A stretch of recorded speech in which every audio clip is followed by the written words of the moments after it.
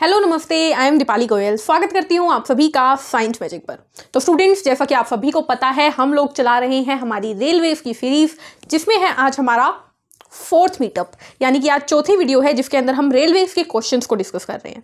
I hope आपको videos अच्छी लग रही होंगी, ठीक है। और थोड़ी सी थ्योरी को बढ़ाते हैं। चलिए क्लास स्टार्ट करते हैं। क्वेश्चन नंबर 1 है हमारे पास, which vitamin is beneficial for human eye. आंखों के लिए कौन सा विटामिन लाभदायक है? तो हमारे पास बहुत सारे विटामिन है। हमारे पास कितने विटामिन है?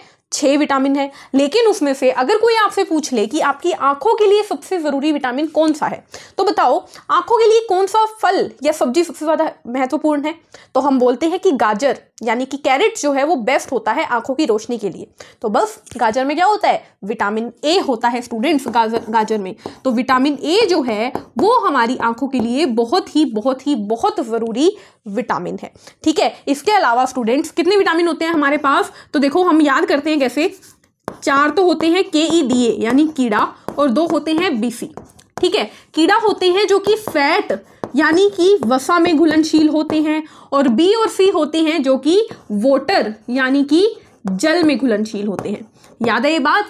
आपको अच्छे से पता होना चाहिए इन चीज़ों के बारे में। ये बहुत ही इंपॉर्टेंट चीज़ें हैं, ठीक है। विटामिन ए जो होता है उसकी कमी से बॉडी में कौन सा रोग होता है? तो हमारी बॉडी में अश्रु शुष्क यानी कि जेरोप्थेल्मिया हो जाता है, डर्मेटोसिस हो जाता है, और भी कई। नाइट ब्लाइंडनेस सबसे इंपॉर्टेंट, नाइट ब्लाइंडनेस जो होता है वो भी किससे होता है? विटामिन ए की कमी से होता है।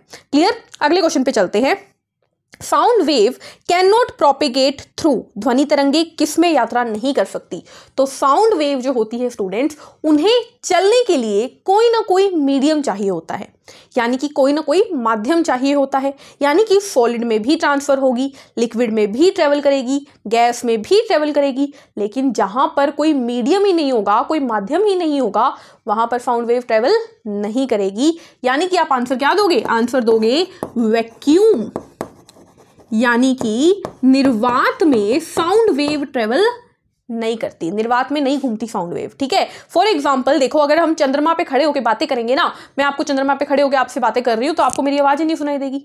क्यों? क्योंकि वहां पर कोई एटमॉस्फेयर ही नहीं है, ठीक है। इसीलिए स्टूडेंट्स आप खुद सोचिए, जो हमारे मतलब यूनिवर्स में, हमारे अंतरिक्ष में बहुत सारे ना धमाके होते हैं, ठीक है। मेटेओर्स टूटते हैं, कभी कोई कोलैप्स होता है, कभी कुछ होता है, कुछ ना कुछ वहां पे चलता रहता है, लेकिन उसकी आवाज हम तक नहीं आती। क्यों? क्योंकि वहां पर जब कोई मीडियम ही नहीं है, कोई माध्यम ही नहीं है, तो आवाज आएगी कैसे? लेकिन लाइट, अब सन है हमारे अंतरिक्ष में है, उसकी लाइट तो हम तक पहुंच जाती है। क्यों? क्योंकि लाइट जो है वो वैक्यूम में भी ट्रेवल करती है। तो क्वेश्चन क्या है? साउंड वेव कहां पर ट्रेवल नहीं करती, ध्वनि तरंगे कहां नहीं चलती? तो याद रखना है, ध्वनि तरंगे वैक्यूम में नहीं चलती। और सबसे तेज कहां चलती है? तो सबसे तेज चलती है सॉलिड यानी ठोस में, ठीक है। उसके बाद लिक्विड, उसके बाद गैस।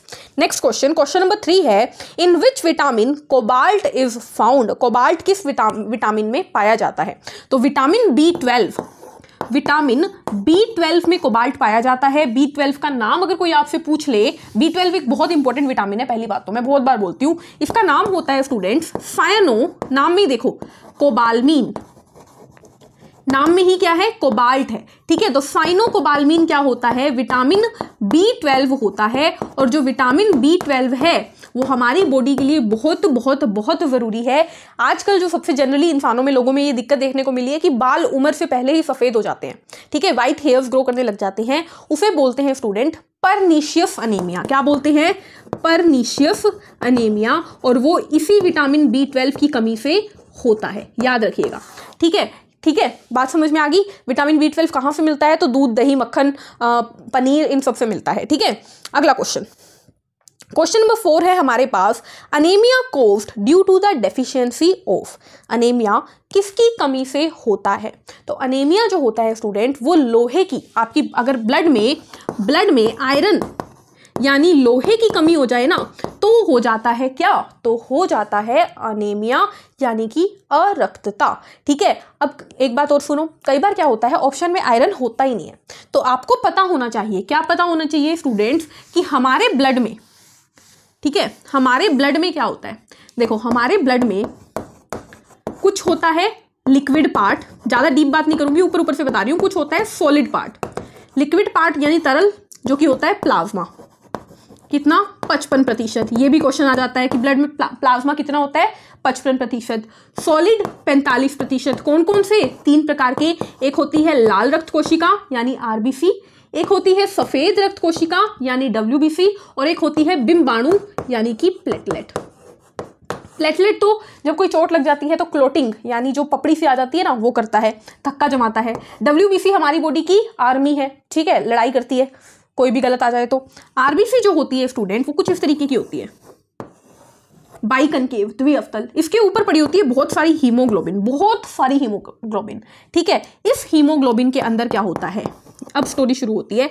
हीमोग्लोबिन जो होता है इसी के अंदर होता है लोहा, ठीक है, हीमोग्लोबिन के अंदर ही होता है लोहा। तो लोहे की कमी, अगर बॉडी में लोहा कम हो गया तो आप बोल सकते हो ना कि हीमोग्लोबिन कम हो गया।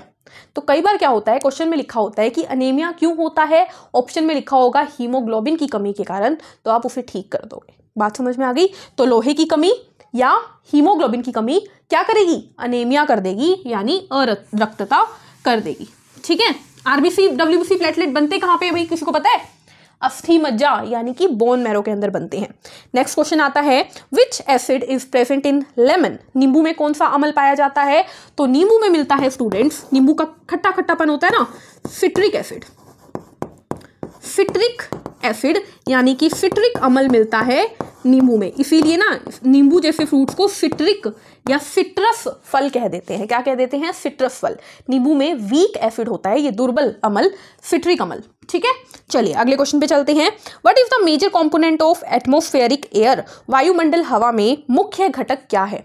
तो वायुमंडल हवा में स्टूडेंट्स देखो होता क्या क्या है, तो सबसे ज्यादा तो नाइट्रोजन होती है, ठीक है। वैसे नाइट्रोजन भी होती है, ऑक्सीजन भी होती है, कार्बन डाइऑक्साइड भी होती है, और आर्गन भी कई बार बोल देते हैं, थोड़ी क्वांटिटी में आर्गन होती है। सबसे ज्यादा क्या होती है?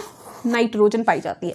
हमारी हवा में सबसे ज्यादा क्या होती है? नाइट्रोजन, लगभग 79%, ठीक है। ये होती है 21%, ये होती है 0.03%, और ये बहुत कम 0.001% होती है, ठीक है। चलिए अगला क्वेश्चन चलते हैं। Blindness caused due to the deficiency of which vitamin? दोबारा आ गया क्वेश्चन। अंधापन किस विटामिन की कमी से होता है? अंधापन क्यों होगा? आंखें कमजोर होने की वजह से। आंखें कमजोर कौन करता है? Vitamin A. नाइट ब्लाइंडनेस बताया था ना, नाइट ब्लाइंडनेस, रात को नहीं दिखता, ये बीमारी किसकी वजह से होती है? विटामिन ए की वजह से होती है। तो अंधापन भी क्यों आएगा? विटामिन ए की कमी से, ठीक है, विटामिन ए की कमी से। Next question, what are the allotrope of carbon? Carbon के अवरूप कौन से हैं? तो कार्बन के 3 अवरूप होते हैं स्टूडेंट्स। कौन कौन से भाई? तो आपको पता होना चाहिए। कार्बन के 3 अवरूप यहां लिख देती हूं, होते हैं। पहला है डायमंड यानी कि हीरा, दुनिया का सबसे सख्त पदार्थ, ठीक है। ये एक नॉन मेटल है लेकिन फिर भी ऊष्मा का सुचालक है, यानी गुड कंडक्टर ऑफ हीट होता है। दूसरा होता है ग्रेफाइट, ये काफी सॉफ्ट होता है, पेंसिल के सिक्के में पाया जाता है, बिजली का अच्छा कंडक्टर होता है, गुड कंडक्टर ऑफ इलेक्ट्रिसिटी। और साथ ही साथ याद रखिएगा ये जो ग्रेफाइट है इसके अंदर वंडरवॉल बंध भी पाए जाते हैं, ठीक है, ये स्लिपरी होता है इसीलिए। और तीसरा फुलरीन। फुलरीन क्या होता है? फुलरीन में भी बकमिनिस्टर फुलरीन आपके काम का है, ठीक है। ये 60 से 365 कार्बन की चेन होती है, ठीक है, चेन नहीं एक्चुअली ग्रुप होता है, ठीक है। तो कार्बन के एलोट्रोप ये 3 आपको याद रखने हैं। कौन कौन से? डायमंड यानी कि हीरा, ग्रेफाइट और फुलरीन। ग्रेफाइट और फुलरीन, ठीक है। और इनकी क्वालिटी मैंने बता दिया। Diamond good conductor of heat है, हार्डेस्ट सब्सटेंस है, 3D स्ट्रक्चर होता है, इसका मेल्टिंग पॉइंट बहुत ज्यादा होता है, डेंसिटी भी ज्यादा होती है, रिफ्लेक्टिव इंडेक्स भी काफी अच्छा होता है। ग्रेफाइट जो है वो हमारे पेंसिल के सिक्के में पाया जाता है और गुड कंडक्टर ऑफ क्या होता है? इलेक्ट्रिसिटी। और फुलरीन में याद रखिएगा, चलो बता ही देती हूँ, एक 60 कार्बन का मॉलिक्यूल होता है, इसे बोलते हैं बकमिंस्टर फुलरीन। क्या होता है? Buckminster fullerene. और इसके बारे में क्या बात याद रखनी है कि ये जो बकमिंस्टर फुलरीन है इसके अंदर 5 कार्बन की रिंग भी होती है और 6 कार्बन की रिंग भी होती है। जो 5 कार्बन की रिंग है इसे बोलते हैं पेंटागन, और ये होती है कितनी? 12।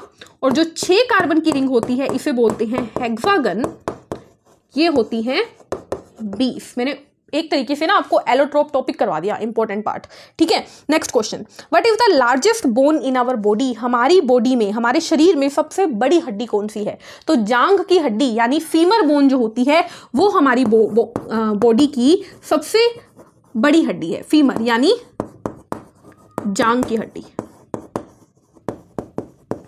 ठीक है, मजबूत कौन सी होती है? तो ये लोअर जो, मैंडिबल, मैंडिबल सबसे मजबूत होती है, ये भी याद रखिएगा। ठीक है, अगला क्वेश्चन, क्वेश्चन नंबर 10 है, how many bones present in human body? मानव शरीर में कितनी हड्डियां होती है? तो हमारे अंदर बताओ कितनी हड्डियां होती है? तो मानव शरीर में स्टूडेंट्स 206 हड्डियां होती हैं। कितनी?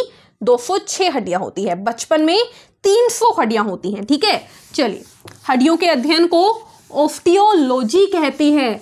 ठीक है, ये सारी चीजें ना कनेक्ट में रखा करो। हड्डी क्या होती है? एक संयोजक ऊतक होता है, यानी कनेक्टिव टिश्यू होता है। ठीक है, next question, question number 11, positron is discovered by? Positron की खोज किसने की? तो पॉजिट्रॉन की खोज की थी स्टूडेंट एंडरसन ने। किसने? एंडरसन ने। अब आप पूछोगे मैम पॉजिट्रॉन क्या होता है? वैसे तो मैंने बताया हुआ है। देखो, इलेक्ट्रॉन जैसा होता है ना, इलेक्ट्रॉन, क्या जानते हो आप इलेक्ट्रॉन के बारे में?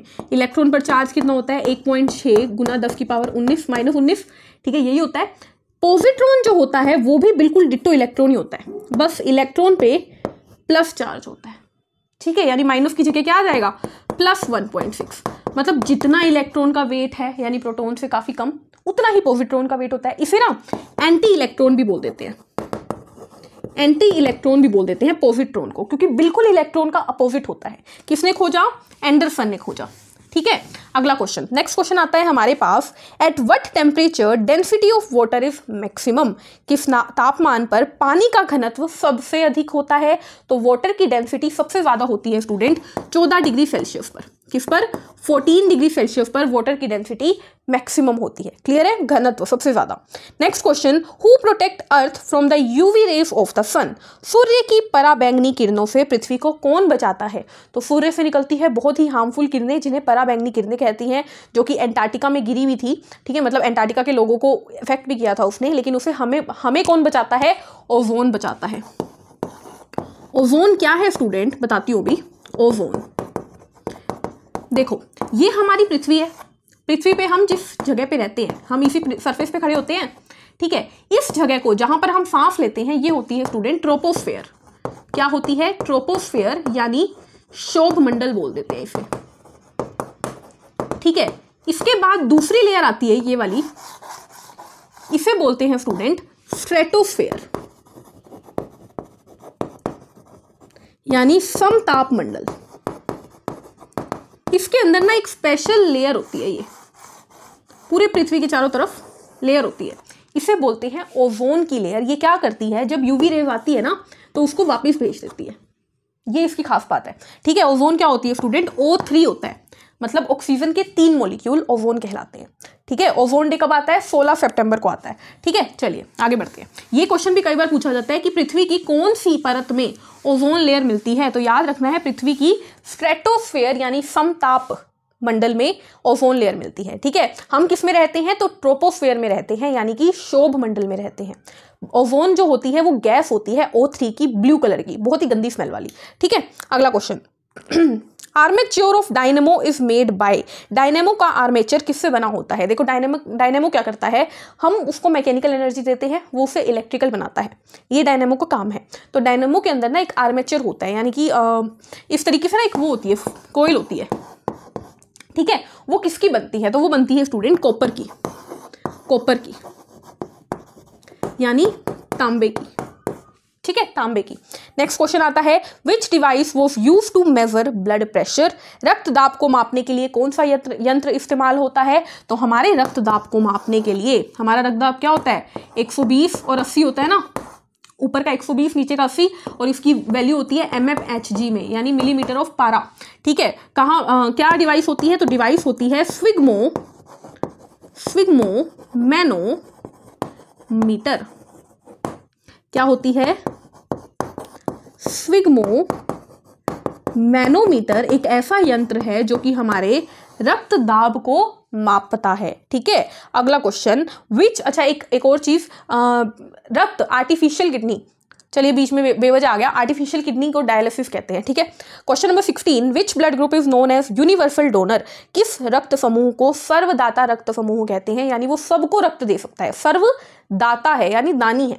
तो वो होता है स्टूडेंट O होता है वैसे तो। ठीक है, लेकिन कई बार क्या होता है, सुन लो ध्यान से, ओ होता है वैसे तो हमारा मतलब यूनिवर्सल डोनर, लेकिन कई बार क्या होता है ओ ऑप्शन में नहीं होता, ओ पॉजिटिव ओ नेगेटिव होता है। तो याद रखिएगा ओ नेगेटिव, ठीक है। ऑप्शन में ना हो खाली ओ तो ओ नेगेटिव को टिक करना, क्योंकि और डीप में जाते हैं ना तो ओ नेगेटिव हमारा जो होता है यूनिवर्सल डोनर होता है। और क्यों, ये बात मैंने अच्छे से टॉपिक में करवाई हुई है, बहुत डिटेल में जाके इजी से इजी वे में, तो आप वो आप प्लेलिस्ट में देख सकते हैं, ब्लड से आपको मिल जाएगा। नेक्स्ट क्वेश्चन आता है, what is the unit of surface tension? पृष्ठ तनाव की इकाई क्या है? तो पृष्ठ तनाव होता है स्टूडेंट्स फोर्स बाय डिस्टेंस, ठीक है। तो फोर्स की क्या होती है? न्यूटन, और डिस्टेंस की मीटर, तो यूनिट क्या होगी? न्यूटन प्रति मीटर। न्यूटन प्रति मीटर हो गई हमारी सरफेस टेंशन की यूनिट, ठीक है। Next question, BCG vaccine is given for protection of which disease? किस रोग के प्रतिरोध के लिए BCG का टीका लगाया जाता है? तो BCG का टीका लगता है स्टूडेंट कौन सी बीमारी के लिए? तपेदिक के लिए, यानी टीबी यानी ट्यूबरकुलोसिस की बीमारी के लिए लगता है तपेदिक का टीका, BCG का टीका, ठीक है। नेक्स्ट क्वेश्चन आता है, who discovered radio activity? Radio सक्रियता की खोज किसने की? तो रेडियो सक्रियता की खोज की थी किसने? बताओ, हेनरी बैक्यूरेल ने, बैक्यूरेल ने, ठीक है। वैसे देखो जब रेडियो सक्रियता का नाम आता है ना तो ज्यादा फेमस मैडम क्यूरी हुई थी, है ना, लेकिन याद रखना खोज इसने की थी बैक्यूरेल ने, ठीक है, बैक्यूरेल ने की थी, ठीक है। फादर BC को कहा जाता है। लास्ट क्वेश्चन है हमारे पास, solder is an alloy of? टांका किसका मिश्र धातु है? तो सोल्जर जो होता है स्टूडेंट वो अलॉय होता है लेड और टिन का। किसका? लेड और टिन का। अब इसे याद कैसे रखना है? मैंने बोला है पंजाबी मूवी है सोल्जर, ठीक है। सोल्जर मूवी में कौन है? आप अगर मूवी देखोगे ना तो उसमें बहुत सारे, पंजाबी मूवी नहीं है हिंदी मूवी है, बट सोल्जर मूवी के अंदर बहुत सारे ना पंजाबी सरदार हैं। क्या है? पंजाबी सरदार है, मतलब बहुत सारे सरदार हैं जो कि पंजाबी हैं ऑब्वियसली। तो बस सोल्जर मूवी में कौन है? पंजाबी सरदार या पंजाबी सैनिक, ठीक है। सैनिक इज द बेटर ऑप्शन, सैनिक ही करवाती हूँ मैं। सोल्जर मूवी में बहुत सारे पंजाबी सैनिक हैं, सोल्जर मूवी में बहुत सारे पंजाबी यानी लेड, सैनिक यानी टिन। आई होप आप लोगों को क्लियर होगा। तो आज की क्लास में बस इतना ही करेंगे, हमने 20 क्वेश्चंस कर लिए हैं। मिलेंगे नेक्स्ट सेशंस में नए क्वेश्चंस के साथ, तब तक के लिए पढ़ते रहिए, मुस्कुराते रहिए और खुश रहिए। और इसके अलावा आपको टेलीग्राम पे इसका PDF मिल जाएगा, विद आंसर्स मिल जाएगा, आपको टेस्ट सीरीज मिल जाएंगी इन्हीं क्वेश्चन से रिलेटेड, ठीक है। यही वाले क्वेश्चन मैं टेस्ट सीरीज में क्या कर दूंगी? मिक्सअप करके डाल दूंगी, ठीक है, जिससे कि आप लोग प्रैक्टिस कर पाओ हर एक टाइप के क्वेश्चन की। तो आज की क्लास में बस इतना ही। अगर क्लास अच्छी लगी हो तो लाइक कर देना, शेयर कर देना और सब्सक्राइब कर देना। Take care, thank you, bye bye.